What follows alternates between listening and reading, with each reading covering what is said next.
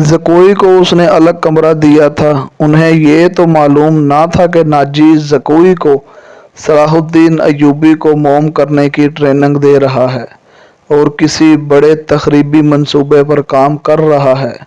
ये रक्साएं बस यही देखकर जल भुन गई थी कि ज़कोई ने नाजी पर कब्जा कर लिया था और नाजी के दिल में इनके खिलाफ नफरत पैदा कर दी गई है। हरम की दो लड़कियां ज़कोई को टकाने लगाने की सोच रही थी।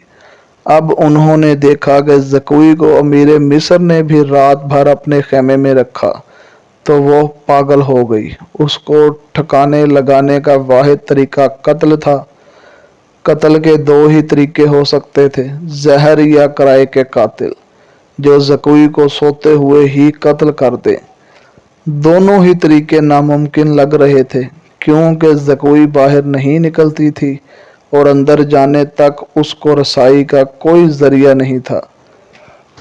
इन दोनों ने हरम की सबसे ज्यादा होश चालाक मुलाजमा को एतमाद में लिया था। उसे इनाम और इकराम देती रहती थी। जब हसद की इंतहा ने उनकी आंखों में खून उतार दिया तो उन्होंने इस मुलाजमा को मुंह मांगा इनाम देकर अपना मुद्दा बयान किया। ये मुलाजमा बड़ी खरनाट और मंझी हुई औरत थी। उसने कहा कि सलार की रहाइश गाह में जाकर ज़कोई को जहर देना मुश्किल नहीं, मौका महल देखकर इसको खंजर से कत्ल किया जा सकता है। इसके लिए वक्त चाहिए। उसने वादा किया कि वो ज़कोई की नकलो हरकत पर नज़र रखेगी। हो सकता है कोई मौका मिल जाए।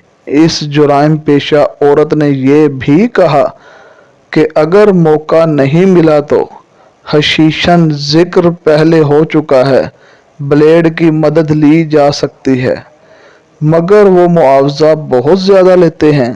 दोनों लड़कियों ने उसको यकीन दिलाया कि वो ज़्यादा से ज़्यादा मुआवजा दे सकती हैं।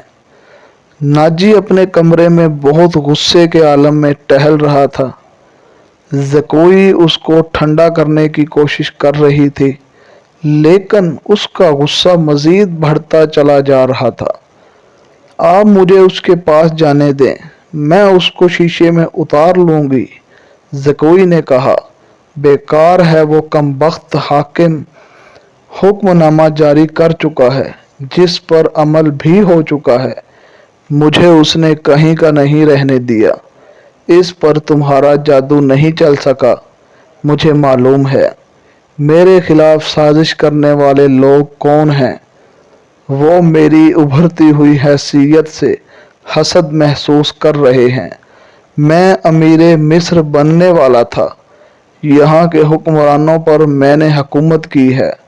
हालांकि मैं मामूली सा सालार था, अब मैं सालार भी नहीं रहा। नाजी ने दरबान को बुलाकर कहा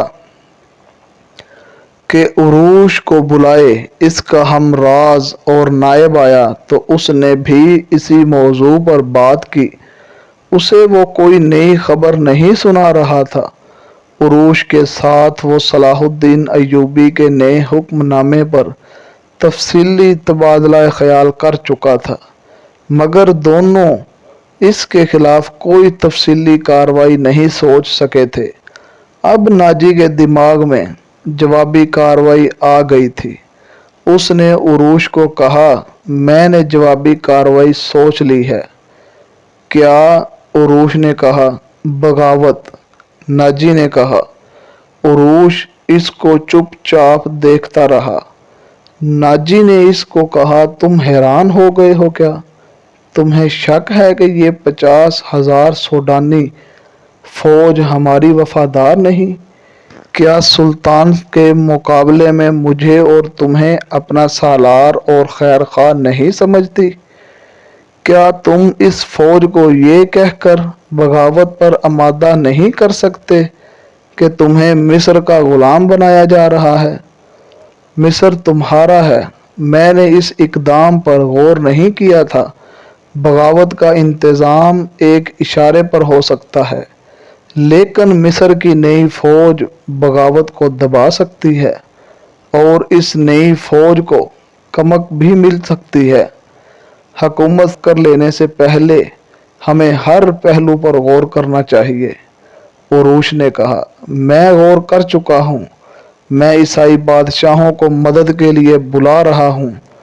तुम 2 पियंबर तैयार करो, उन्हें बहुत दूर जाना है। आओ मेरी बात बहुत गौर से सुनो। ज़कोई तुम अपने कमरे में चली जाओ, नाजी ने कहा। ज़कोई अपने कमरे में चली गई। वो दोनों सारी रात अपने कमरे में बैठे रहे।